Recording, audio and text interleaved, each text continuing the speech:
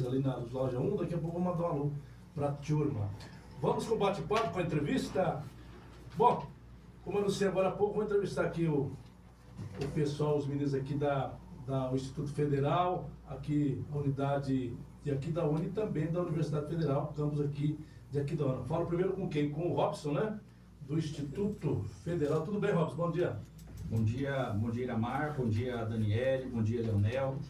Primeiramente, obrigado pelo espaço, né, em convidá-los, em nos convidar para poder fazer essa fala aí, esse diálogo, né, com a população sobre educação, sobre movimento social, né. Nós, como professores, temos essa função social, né, de trazer as discussões que permeiam a vida cotidiana para toda a população. Obrigado pelo espaço. O Robson, você é do corpo docente ou é técnico administrativo lá do IFMS? Eu sou docente, eu cheguei em Aquidauana em 2016, eu fui técnico administrativo durante 5 anos na UFGD, então conheço também a carreira técnico-administrativo. Aí em 2016 vim para Aquidauana como docente na área de administração no campus aqui de Aquidauana. Muito bem. O Rob, isso aí é um movimento deflagrado em nível nacional e Aquidauana aderiu ao movimento? Isso, perfeito. Hoje, os institutos federais, né, que compõem a rede federal, além dos institutos federais, nós temos o Colégio Militar, o Colégio Pedro II e os colégios militares, com os docentes CBTTs dentro desse espaço. Ainda ontem eu atualizava os dados, né, nós somos 687 campi no Brasil inteiro, né, dos institutos federais. E desses 687, 520 já encontram-se parados em greve. Ontem tivemos uma grande mobilização em Brasília, uma audiência pública envolvendo todas as entidades da educação. Hoje temos uma marcha também com companheiros do Mato Grosso do Sul, da FASUBRA, que é o sindicato a qual o Edmar representa, do Sinasef, qual eu represento, todos em Brasília hoje, e amanhã tem uma atividade também, na sexta-feira, uma possível mesa de negociação. Concedo a palavra para a senhora. Certo. O que foi divulgado, Robson, é que entre as reivindicações seria recomposição salarial, reestruturação da carreira, reorganização orçamentária das instituições federais de educação. Explica para nós, por partes, essa recomposição salarial seria o quê? Dani, bom, a recomposição salarial, ela é uma demanda, né, que a gente já vem pleiteando há mais de 8 anos, né, mais de 7 anos que nós não temos uma recomposição do salário, né, e essa recomposição, inclusive, ela abarca a própria reestruturação, né, que elas caminham juntas, na verdade. Mas as perdas salariais que nós tivemos nos últimos períodos aí, de 2016 para cá, para os técnicos, o Edmar vai falar melhor, né? Para os técnicos já ultrapassa 34%. E para os docentes ali em torno de 22%, 23%, mais ou menos, a depender de onde o servidor, professor, ele se encontra na carreira.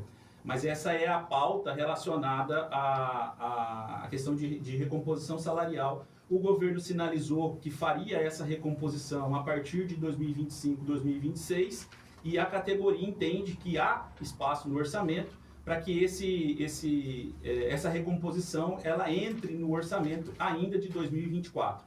Mas há essa possibilidade? O orçamento ele não é votado no ano anterior ao exercício? Isso, o exercício do orçamento ele tem a sua data base em julho, né? E existe espaço, tanto que na semana passada, na terça-feira passada, o Congresso liberou aí 15 ou 16 bilhões, né?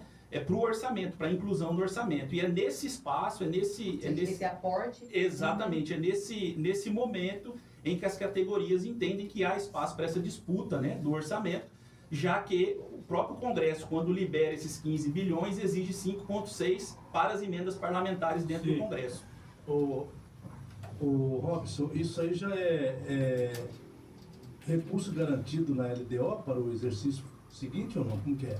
Esse recurso de 15 bilhões que foi liberado agora, semana passada, ele entra nesse orçamento de 2024. Sim. O que a gente está disputando em 2025 e 2026 é a reestruturação de carreira. Aí essa negociação para a reestruturação vai entrar no orçamento de 2025 e 2026. O governo entende que esse parcelamento deve acontecer nos 3 anos. Nós entendemos que a correção deve ocorrer a partir desse ano em seu completo. E aí, claro, uma negociação pode levar a essa divisão nos próximos anos. Entendo.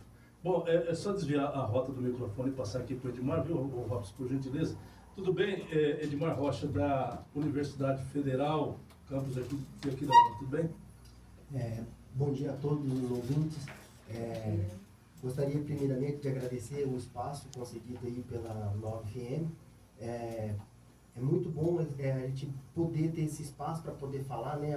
A sociedade está em dúvida em relação ao nosso movimento, mas nós estamos aqui para poder esclarecer um pouco e fazer com que as pessoas possam entender o porquê que nós estamos fazendo esse movimento. Meu nome é Edmar, eu sou filho da cidade de Miranda, né? Sou um filho da nossa região aqui, então. Mas eu já vivo aqui em Aquidauana há 18 anos. Eu vim para cá para servir o Exército e fiquei 7 anos no Exército. E assim que saí do Exército, logo em seguida, passei no concurso da universidade e já estou 8 anos como técnico administrativo em educação. Aqui em Aquidauana. Aqui em Aquidauana. O Edmar, eu estava lendo um release aqui, você pode confirmar ou não, são 1.700 técnicos administrativos no país todo ou não? Não, no país todo não. Ah, não é no país só não. É só na UFMS, né? Exatamente, deixa eu fazer a correção. Porque eu, inclusive, estava questionando em relação às áreas de atuação dos técnicos, né? A nível de Aquidauana, porque aqui nós temos aqui as funções de vigilante, né? Sim. Auxiliar administrativo, psicólogo, assistente social físico, etc, etc, etc. Inclui esse que você estava declinando agora há pouco, antes da entrevista. Sim, exatamente. E seria o quê? O laboratório? Sim, a nossa carreira, ela está dividida em 5 níveis, né? Vai do A até o D. A, B, C, D, A, B, C e D. Esses técnicos que trabalham nessas áreas de serviços gerais, eles estão lá nos primeiros níveis. Tá. Né? E o nível E, que é o ensino superior. Certo. Então, dentro desses 5 níveis, esses níveis mais baixos, eles recebem vencimentos abaixo até mesmo do salário mínimo. Então, a nossa reivindicação é para que a nossa carreira seja valorizada e que os servidores, esses servidores das universidades de todo o país, seja valorizado, e nós precisamos dessa reestruturação da nossa carreira para que esses servidores que estão recebendo vencimentos hoje até mesmo abaixo do salário mínimo possam integrar uma nova carreira. Sim. Que tenha esse... Seria o plano de cargos em carreira, né? Sim. E a legislação é clara, né, Itamar? Nenhum trabalhador pode receber abaixo do salário mínimo, né? Sim, a Constituição Federal, ela diz a respeito disso, né, que nenhum servidor pode receber remuneração abaixo do salário mínimo. A menos Só que que aí existe uma diferença entre remuneração e vencimento, né? E aí, no caso, eles até recebem remuneração acima, só que é por conta de alguma gratificação. Isso que eu ia Para falar. poder chegar no valor, isso que acontece também em outros locais, né? Que nós A sabemos. complementação, eles utilizam muitas vezes os penduricados para engrossar o salário. Exatamente. É mais fácil sentar e resolver, né? Então. E resolver fazer com que a lei seja cumprida. Agora, o Robson e o Edmar já vão entrar numa questão que é primordial, que é em relação ao que eles estão pleiteando, né? Que é a questão do reajuste, o índice de reajuste que eles estão pleiteando e o que o governo, a princípio, oferece. Podemos começar aí pelo Instituto Federal com o Robson. Iramar, se nós formos... Bom, existe uma diferença aí de solicitação, né? Tanto da carreira técnica quanto da carreira docente. É preciso deixar isso explícito, Claro. Porque a perda dos técnicos administrativos ela é muito superior às dos docentes. Até porque na greve de 2015 nós tivemos um acordo em que levou um ano a mais, né, para encerrar esse acordo com os docentes, o que não aconteceu com os técnicos. Logo eles ficaram, de certa forma, mais prejudicados, digamos assim, né?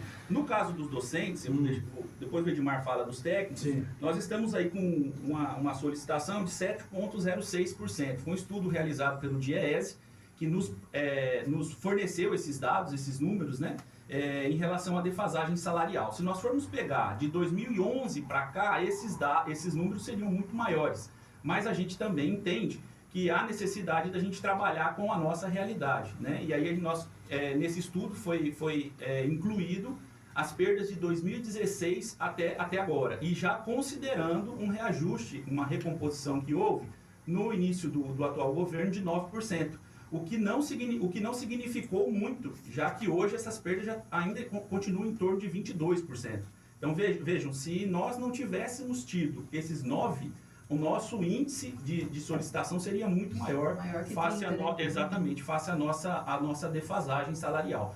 Eu não sei se nós vamos ter oportunidade, mas eu acho importante deixar para a comunidade de que a nossa luta, de que a nossa greve, ela não perfaz somente a questão salarial. É importante dizer isso, né? Eu fiz um levantamento de alguns dados, e aí vai ao encontro do que a Dani colocou, em relação ao orçamento, né? Eu tenho aqui números que, por exemplo, o orçamento dos institutos federais, e aí vou trazer aqui para o nosso campo do IFMS, não só aqui da UANA, mas todos os 10 campi, né, do IFMS, nós temos hoje uma dependência muito grande das emendas parlamentares. Então, o que a gente luta é para que a gente tenha um orçamento próprio da instituição, um orçamento próprio para a Que educação. corresponda ao custeio, Entendi. né? Ao custeio da instituição. Né? Exatamente, porque na instituição nós temos o custeio e o investimento. Se nós pegarmos o recurso de investimento, a gente sai de 42 milhões em 2014 para 3 milhões em 2023. E aí, claro, se a gente fizer a proporção, mas como que a instituição não parou diante de um investimento tão fraco como foi esse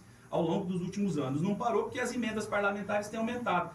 Se nós pegarmos, Sim. por exemplo, de 2021, 6 milhões, 2022, 6 milhões e 2023, 10 milhões, nós estamos cada vez mais dependentes das emendas parlamentares, ficando à mercê... Refém, né? Na verdade, a instituição fica refém, né? Exatamente. E aí tem um impacto gigantesco, né? Para falar em números, por exemplo, no município, de assistência estudantil, né? Que é o recurso que a gente tem para os estudantes, que esse giro, né, que os estudantes têm a partir desses recursos que eles recebem no auxílio estudantil, na assistência estudantil, só esse ano já beirou ali 55 mil no município de Aquidauana. São os estudantes girando essa economia. Se a gente pegar, por exemplo, o Instituto, em 2017 nós tínhamos 365 mil no Instituto como um todo.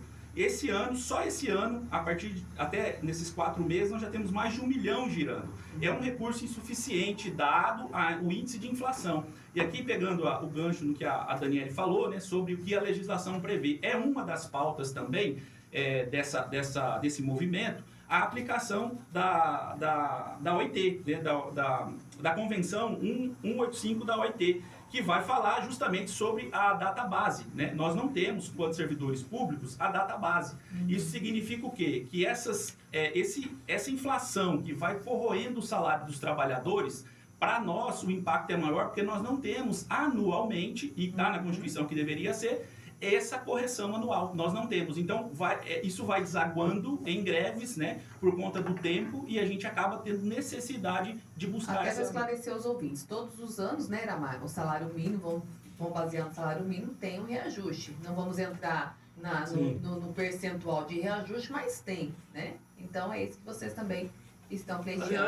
Aliás, uma luta, não sei se quebrou aquela autonomia financeira da UEMS. A UEMS tinha o seu próprio orçamento para fazer o custeio, porque quem sabe da realidade da instituição são os professores e alunos.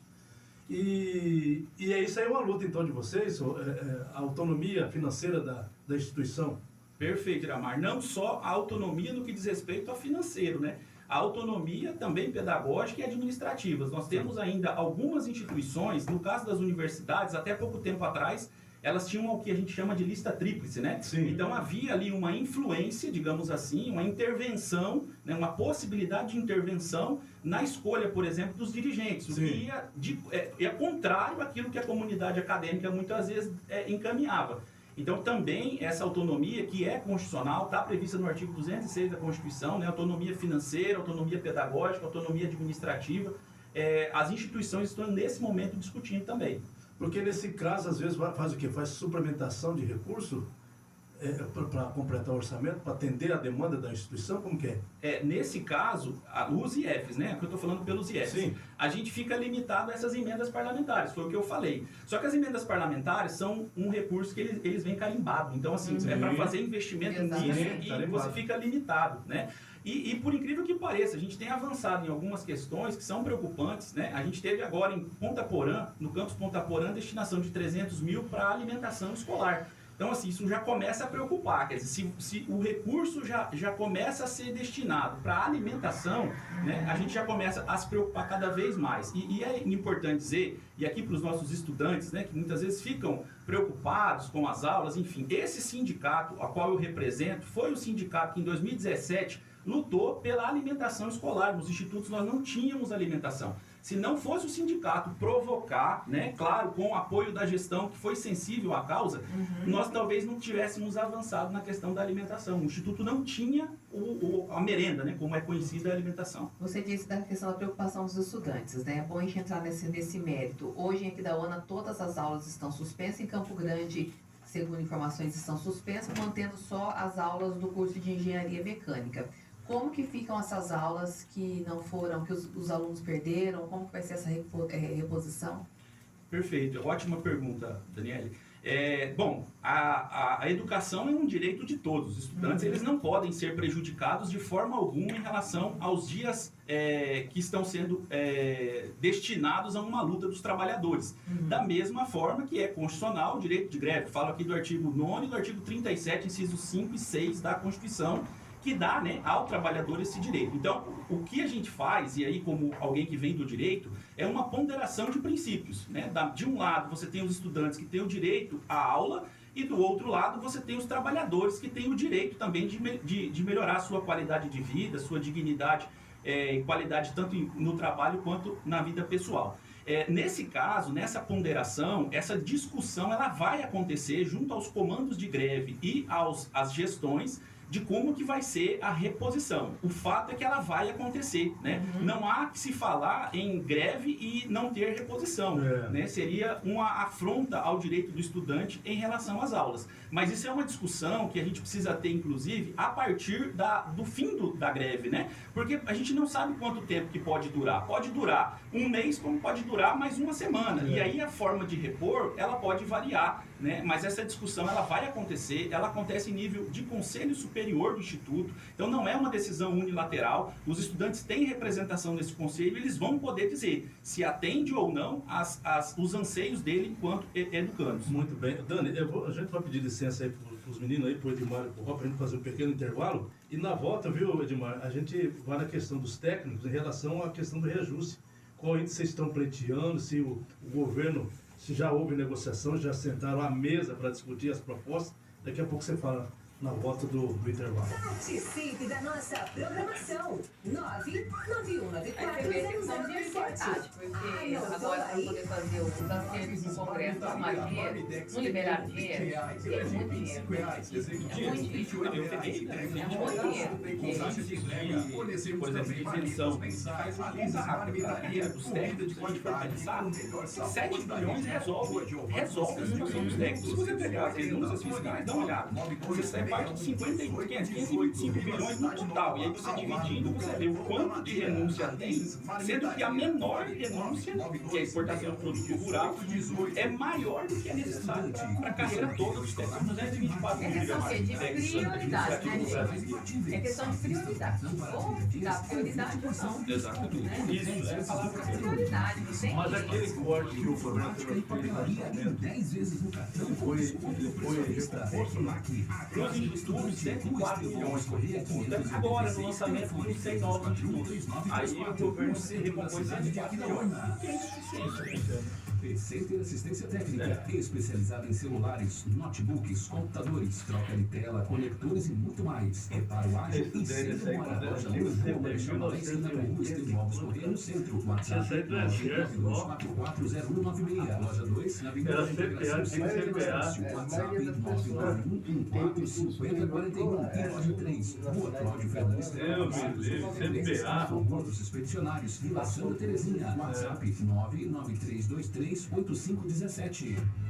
Galpão da Madeira, material de construção do alicerce. Mas o chefe, se tiver só, eu não sei por que eles material hidráulico e material elétrico. Telhas de não concedem essa barro, autonomia, postes cara, para cerca de porque eucalipto tratado, você fica morros e madeira. poêmico aí, ó. Galpão da Madeira, Na verdade, eles têm autonomia. 270, Vila Cidade Nova, no bairro Alto. Fone comercial 3241-1242. Celulares 999565244 ou 996173700. 06, Galpão da Não Madeira. recurso, não adianta você poder mexer com Por isso que tem que ser garantido, né? Saborosos pratos da culinária pantaneira. Especialidade tem que em ficar à la carte. Exatamente. Nós estamos atuando. 2024 era o ano que tinha sido proposto, decenal, do Plano Nacional de Desenvolvimento. Agora, não era 7% de orçamento, porque 10% do PIB já era para ter sido destinado à educação, já estava fechado. 2024 fecha os 10 anos do PNL. E está na Constituição. E a gente tem que ficar. Gente, agora são 11 horas e 43 minutos. Olha, deixa eu falar aqui da Autoescola Ativa. Meu amigo, abriu o aniversário de 20 anos da Autoescola Ativa, hein? Mas quem ganha o presente é você. O Ed tá comunicando aí, os amigos e amigas, você que está interessado em tirar sua primeira carteira de habilitação, ó, aproveite esse mês de abril, hein? Promoção imperdível, não fique fora dessa, meu irmão. Tire sua habilitação, ou renove ou mude sua categoria, procurando ali qualidade, preços e condições de pagamento na Autoescola Ativa, que oferece tudo isso. Autoescola Ativa, ali na rua Pandiaca Lojas, 931, telefone, o fixo 3241-8282 e o fone WhatsApp é o 98468-8282 no bairro Alto. Autoescola Ativa fica ali uma quadra após o Hospital da Cacemes. Acabou seu gás, ligue para o Hélio, hein? Seu revendedor Ultragás. O telefone do meu amigo Hélio é o 991030545. Atende segunda a sábado das 6h30 às 20h, aos domingos das 7 às 13h. Atende pelo Pix, cartões débito, crédito e mais social do governo do estado. Preço especial de portaria. Compre seu gás. Hélio Gás ali na esquina da estação rodoviária. Gente, o Gama Restaurante vai abrir hoje à noite também. Petisco, bebidas, sucos, peixes à la carte. Olha, vale a pena. Confira hoje, a partir de hoje, a partir das 18 até as 22 horas, atendimento no Gama Restaurante. Vai abrir no período da noite, hein? Oferecendo o que é de bom da culinária pantaneira. Gama Restaurante, em frente à Praia de Anastácio.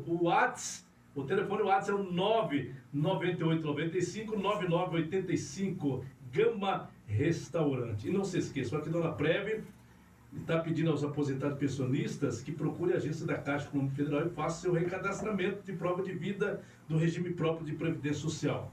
O servidor deverá apresentar cópias dos documentos RG, CPF, CNH ou carteira de trabalho do titular dos seus dependentes, comprovante de residência atualizado de água, energia e telefone. O prazo vai até 30 de junho. O procedimento, meu amigo aposentado e pensionista, é obrigatório para todos que recebem seus pagamentos por meio de conta corrente, conta poupança ou cartão magnético. Ô Edmar, voltando àquela pergunta anterior, em relação aos técnicos, o que vocês estão reivindicando? A reestruturação do plano e reajuste também, né?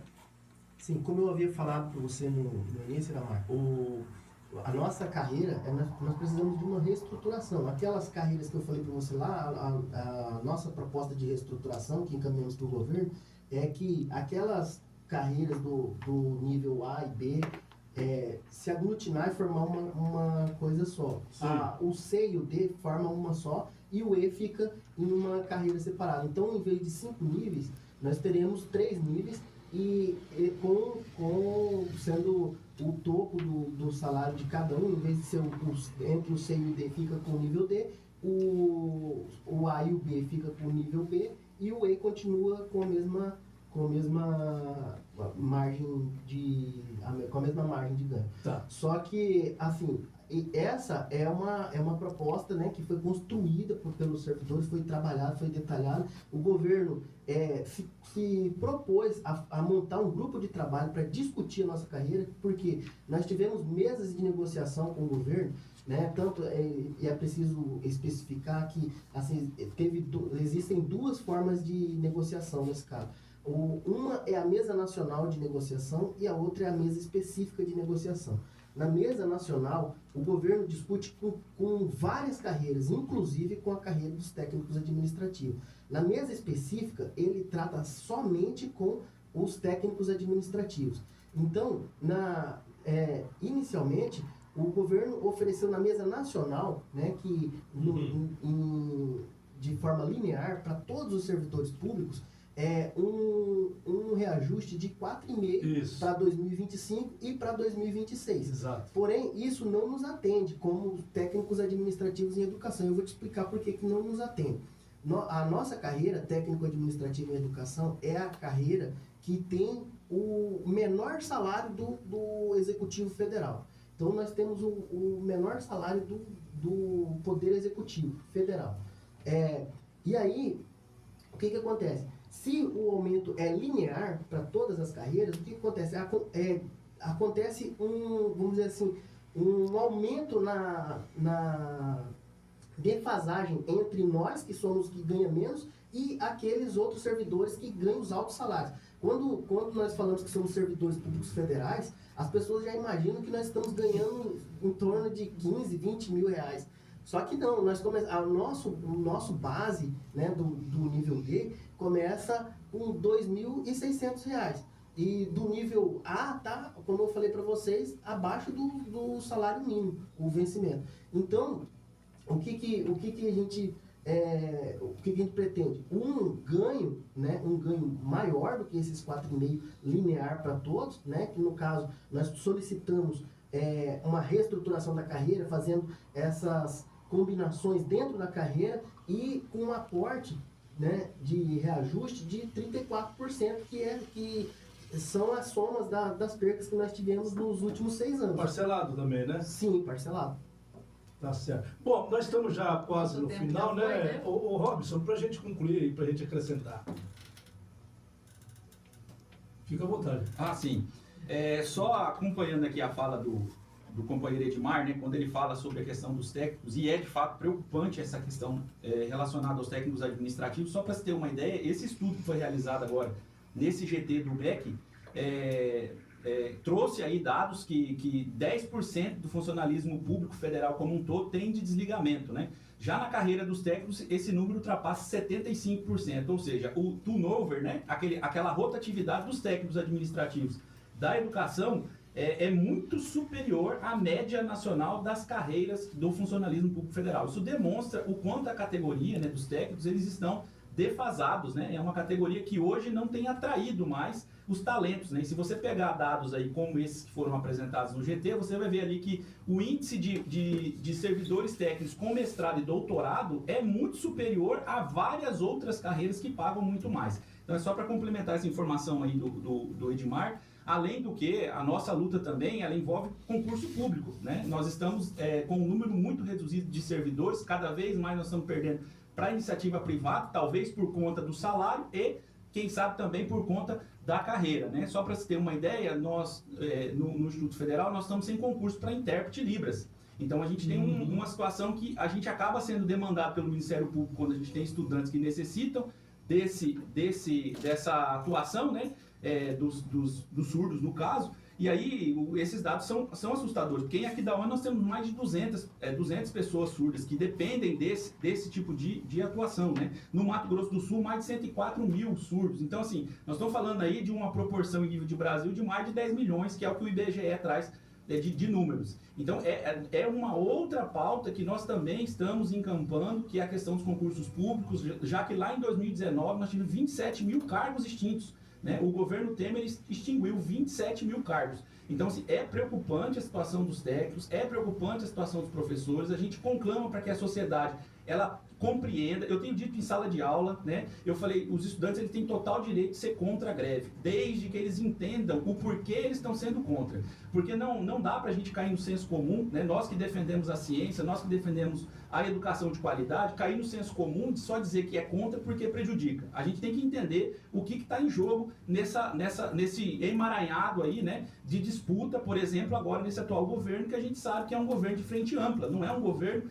que trouxe, claro, a expectativa para a educação, mas que é um governo de frente ampla e que a disputa pelo orçamento envolve vários segmentos, inclusive o da educação, e é isso que nós estamos fazendo, né, essa disputa. E na verdade é que nós falamos aqui em off, né? Questão de prioridade. Sair do palanque, priorizar e efetivamente fazer aquilo que foi proposto fazer. Porque quando quer, Iramar, faz. Quando foi feito ali o pacote de bondades, inclusive os acertos no Congresso Nacional, foram liberados 16 bilhões, né? 16 bilhões em emendas, o quê? Para os acertos. Então está na hora de sair do palanque e efetivamente colocar em prática aquilo que foi prometido. Gente, a gente agradece, estamos à disposição para a gente acompanhar esse movimento, desdobramento. E nós, se vocês precisarem do espaço para saber a que conclusão chegou, a gente está à disposição. Só agradecer então, Iramar, o Leonel e a Daniele, né, pelo espaço aqui na Nova 103.5. Nós também estamos à disposição.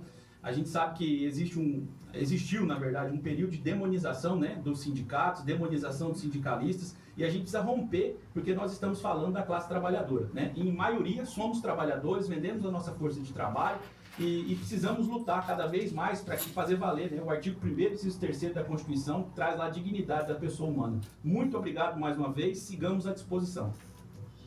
Mais alguma coisinha, irmão? Bem rapidinho, um minutinho. Então, só agradecimento mesmo pelo espaço, tá? Muito bom a gente poder apresentar para a sociedade quais são as nossas reivindicações, porque isso fica muito no senso comum, né? E é importante que a gente tenha esse espaço. Obrigado mais uma vez por vocês oferecerem esse espaço para a gente estar disponibilizando essas informações. Muito obrigado. Tá chegando ele, o B de Paula com as 10 mais. Amanhã, se Deus quiser, voltamos a partir das 9. Tchau. Atenção para o top